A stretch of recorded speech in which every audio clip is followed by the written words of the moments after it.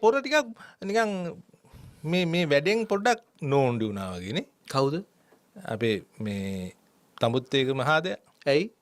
ඇයිද දැන් ඔය පස්සට අඩියක් තියලා දැන් කියන්නේ මම එහෙම නෙමෙයි කිව්වේ කියලා.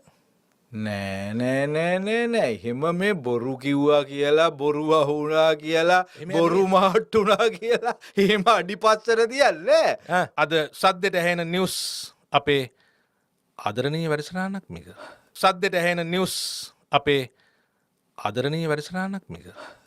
අවසාන වශයෙන් උත් අපි ආණ්ඩුවට කියන්නේ අපි මේ බනින්නේ ආදරයට. අපි කැමති ආණ්ඩුව හරි පීල්ල යනවට හොරු අල්ලන්න හරි හොරකම් නවත්තන්න හරි ඔයගොල්ලන්ගේ ඔළුවේ තියෙන ඔය සම්ප්‍රදායික මනස අයින් කරගන්න. සංස්කෘතිකව හරි නොදියුණු ක්‍රමවලට හරි ඔය හිතේ තියෙන ආසාවට හරි හොරකම් නවත්තන්නත් බෑ. ලංකාවේ සිද්ධ වෙච්ච එකම හොරකමක්වත් ඕගොල්ලෝ නවත්තලත් නෑ.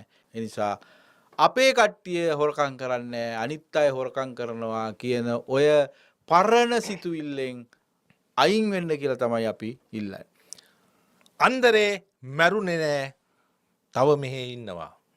බොරු කියනවා සතියක් ඒ බොරුව වහගන්න දඟලනවා තව සතියක් ආයෙත් ඒ බොරුවම කියනවා තවත් සතියක් දැන් මේ එන්නේ තුන්වෙනි සතිය.